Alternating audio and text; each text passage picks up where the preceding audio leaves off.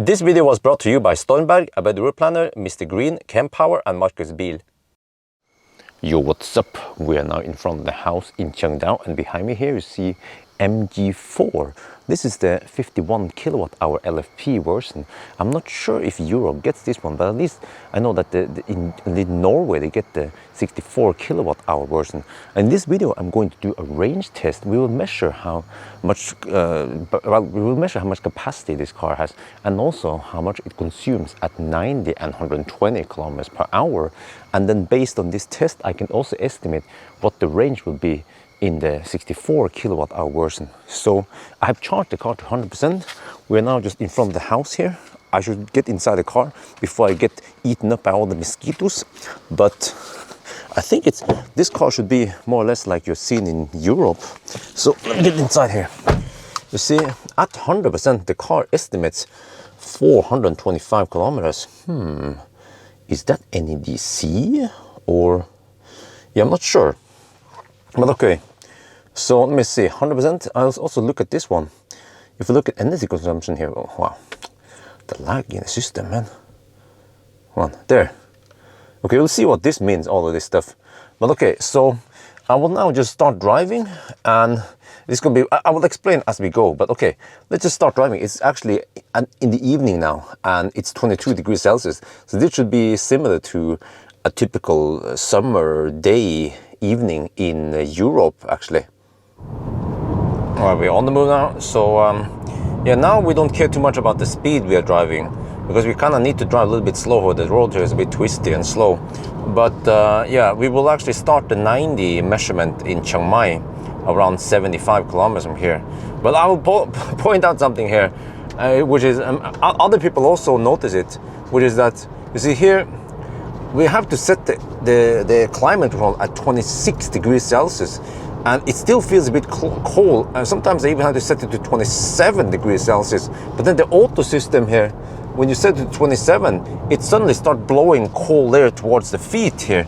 So the whole climate control here, at least in auto, is just really weird. Yeah.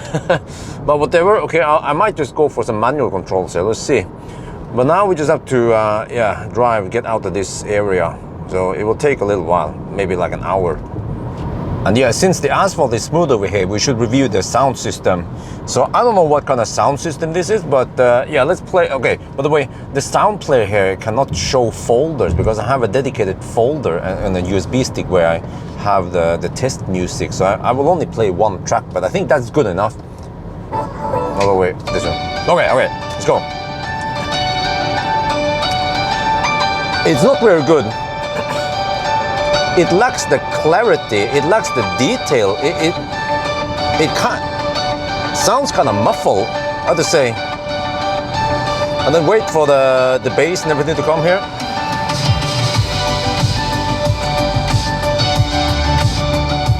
No. Listen to more. It lacks bass. It sounds like everything below 100 hertz is non-existing. Okay, I guess there's no subwoofer in the back, but even for example Tesla, you know, the old one, like Model 3 SR Plus, which doesn't have a subwoofer either, still has some decent bass and also some other sound system I heard. But this one, just, I mean, there is bass, of course. There's like a lower mid-bass section, but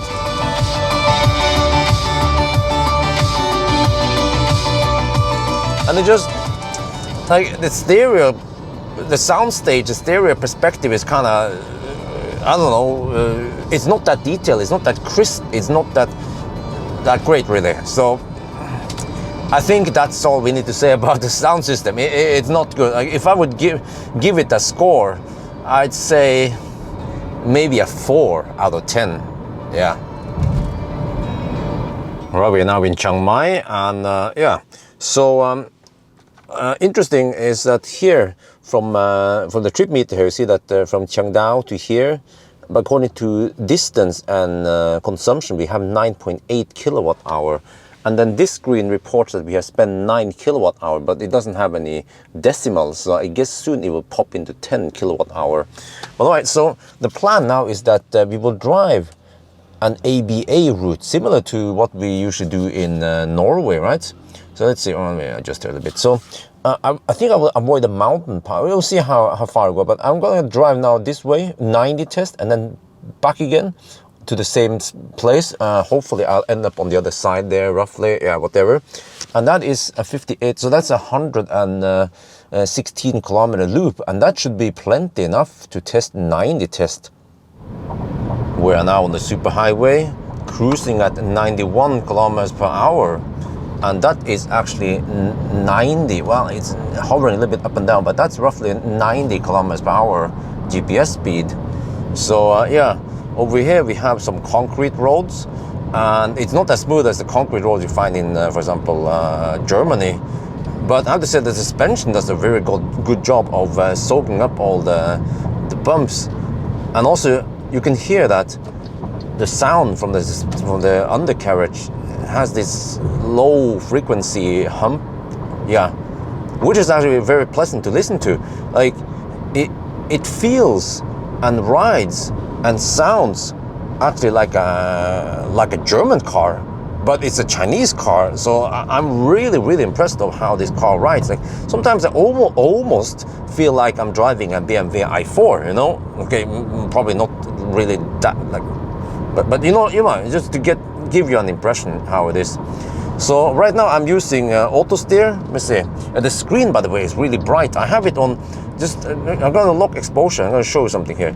If I lock exposure, you see how bright it is versus the phone's green. Okay, if I maybe set this one to, yeah, so you don't see on overexposed here, but then this one is still overexposed. Yeah, but okay. But we are using auto steer now, MG Pilot, but it just kind of shitty job. Let's see if I can show you here. So let me see, let me get over to this lane. It tends to lose it, especially over a hill like this. Let me see if I can, yeah, let's see. Okay, we're going over the hill now. Let's see if it loses focus or not. Yeah, okay. Typically, when I want to demonstrate something, it will do it perfectly. Because these Chinese cars, I swear they listen to me. And if they know that I'm recording a video, they will just do everything perfectly. But let me show you here. If I regen while using cruise control, it will show you negative power there. But it has this weird hump where it seems like it kind of does a combination of regening and then pushing the brake pedal also. Let me see. There, no wait, that you see that's 0, huh? What? That's kind of weird. Yeah, I need to slow down now for LED light. But it seems like, okay, so when you use cruise control, you will actually regen, but partly, and then partly physical brakes. So in the ZS EV and the other one that also shares the fossil platform, it will actually brake and make the car less efficient. This one is, I guess, slightly more efficient, but not that efficient. Okay, but look here. We have a little curve. It's not that sharp really, and I'm driving dog slow. It's just 90 kilometers per hour. But look how it slows down in a curve. Oh, and then it just loses it. It just loses it. Look at that. Look at that. Okay, well, it's doing the curve now at least. And look how slow it drives. Whoa! It drives like a Toyota driver. Holy macaroni. This is, oh, Jesus, this is really bad. It's not that twisty over here. You guys see how it's not that twisty, really. And the car just refused to drive much faster than 80 kilometers per hour. Okay, but you know what? I've noticed that Thai people, they tend to drive dog slow in curves over here. It's not like Germans, you know? So maybe this car has been programmed to match Thai and Chinese people's driving habits. Okay. All right, let's test what happens if you don't hold the steering wheel.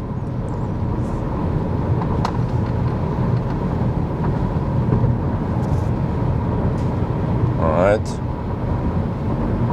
also good. Wait, how do we have low tire pressure? Oh, it's probably because of low, okay. Please hold steering wheel, alright? Probably because we have low temperature outside.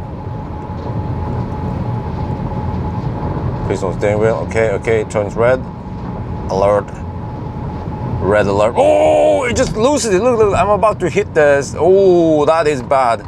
Okay, if you don't hold the steering wheel, it would just disengage auto steer, but still maintain the speed. That is the worst ever. If I faint for some reason, I have a heart attack, then I just crash and burn. Yeah, how about that? Well, actually, this car doesn't burn because it has LFP battery. Let's check the weight of the car.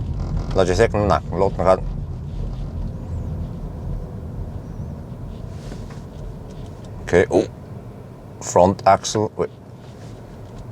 Front axle, 860 kilograms, right? The whole car. Zook. 1750, wow. Impressive.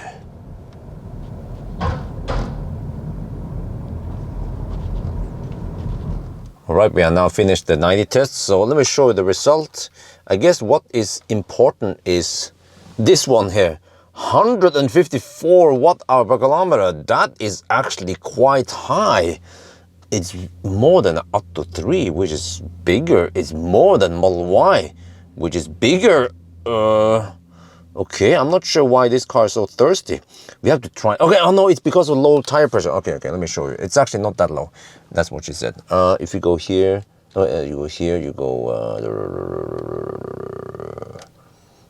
here. So yeah, it's supposed to be 36.5, 36. So nah, I think we're fine. Yeah, okay, and I'll show you something else kind of funny here. Okay, so you see here, so we have this one shows you breaks down on what we spend the energy on. Well, it's so tiny, by the way. Let me zoom in here so you can see what's going on there. So you see, since last charge, so we have total. Well, also it says total power consumption. It's energy, not power. Yeah, power is kilowatt, energy is kilowatt hour. But anyway, so yeah, so we spent 26 kilowatt hour on driving and then 1 kilowatt hour on AC. Okay, that sounds fair. And then since start is when we started the range test, 90 test. Okay, so according to this one, we have spent 9 kilowatt hour on AC and other consumers and 8 kilowatt hour on driving. Chinese software for the win. And now we'll do roughly 50 kilometer loop, and we will drive at 120 kilometers per hour and see how thirsty this car is. Well, I have to say, this car feels relatively quiet at those speeds. Soundproofing is good. We only have single glazed window here. And well, okay, we have a fairly nice dimension on the tires. I guess that also helps, even though we are on concrete. Well, what the heck, but the car is doing some weird shit with adaptive cruise control here. Yeah, that's not too bad. That's not too good. Yeah, and all the beeping also, man. Wow. Yeah, it's a Chinese car after all, so you have to deal with all the beeping. By the way, there's also one annoying feature, is that every time you start the car, it will beep when there is close to lane departure warning or some shit. And then when you disable it, next time you start again, it's back. Yes, it's back in the true spirit of Chinese software. I have to say, the high speed, well, any Germans here? Yeah, the high speed auto steer feels kind of nervous. Like, it doesn't feel like it has a steady course forward. Like, I'm not sure how to. It seems like the car is doing some slight corrections left and right. So unlike a Tesla will be dead solid at these high speeds. So okay, well, maybe auto steer is not the strongest point with this car. Right, we end up here at the charging station. The end station is, I mean, the end point is not the same as the start, but it's close enough, and it's relatively flat over here. The consumption this time was 224 watt-hour per kilometer. Wow, that is relatively high for such a small and compact car. But okay, I need to drive it down to, I don't know, close to 0%. So yeah, we need to keep driving a little bit more. And then, okay, here we have, since start we spent 17 kWh on AC. This one seems to be, wait. This one also doesn't seem to be correct, that we spend only 1 kWh on AC. And nah, what the heck, man? This software is so buggy. Yeah, okay, whatever.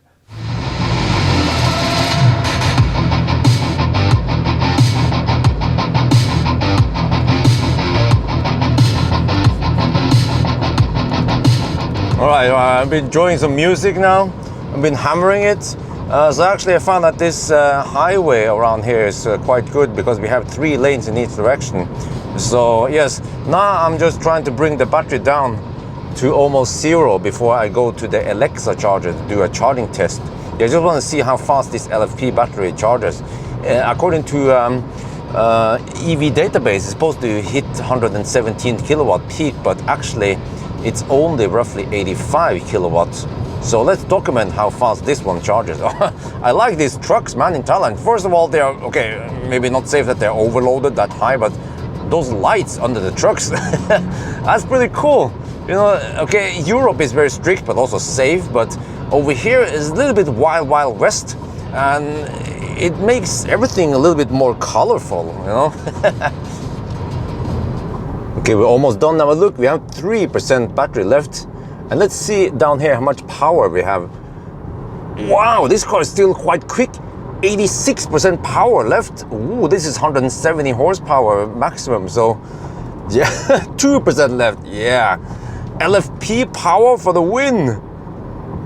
All right, we're here. Let's look at the stats. Yeah, we are done. DON. Okay, so here we have the distance and 2% left. I will calculate how much energy we have here based on all these numbers. And then here we have, well, should we trust this? 48 kilowatt hour. Okay, at least I show you guys this. All right, we are charging now, getting, well, the good thing about LFP battery is that the voltage has very little variation, which means that we should get over 80. Yeah, there we go. Oh yeah.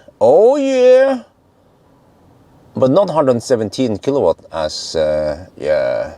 But wow, this is really good. This is a 125 kilowatt Delta charger. And it should supply 330 amp, which is more than this car can take right now. All right, we finished the charging test, and now I'm going to look at the result of the range test. So the charging test result will be shown in a different video. But okay, so according to my estimation now, the actual test here, it seems like we have 49.5 kilowatt hours, so that's actually pretty good, okay? And yeah, so why don't they get the same result as they claim battery capacity in, for example, EV database? Well, because that's nominal capacity, whereas here is actual battery capacity after some discharging losses.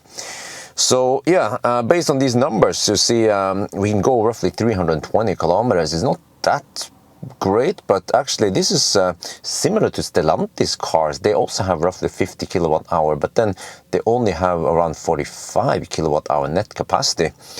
So yeah, and then 154 watt hour per kilometer is not that great compared to, for example, Model 3.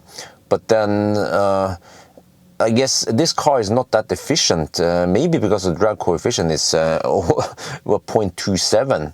So that could be the reason why also the 120 test is kind of thirsty. So yeah, but also based on this result, I can then assume that the 64 kilowatt hour version in Europe, Norway, will then get roughly 60 kilowatt hour net capacity. And that means 390 kilometers range. So that's actually pretty decent. Yeah, and then okay. So, and 268 on, yeah, it's not too bad, I guess. But by the end of the day, I have to test it in Norway. It might be winter by the time I get it in Norway. We'll see how it goes over there. Of course, the big battery. And then we'll also try to test charging the big battery, because it's supposed to take 140 kilowatt. Okay, we will see, I guess. But yeah, so this car, okay, in Thailand, it actually makes a lot of sense because it's very affordable here compared to some of the other cars that cost a little bit more or a lot more, like Tesla. So I think for Thai people, this is actually one of the better cars in Thailand. And compared to some of the other competitors here, like a Good Cat or BYD Atto 3, then at least the Atto 3 has better interior. This one feels kind of plastic-ish. I don't even have light here, for example. The whole interior is kind of basic and sparse, but it seems like at least MG, they try to focus on what is important, which is the driving dynamics, the soundproofing, the suspension, and let's not forget, well, okay, that was a little bit too soft. You know, this kind of door closing sound, you don't get this in the Ora Good Cat or in many other Chinese cars. So I think that's going to be it for now. Hope you guys enjoyed this video. As always, thank you for watching and talk to you later.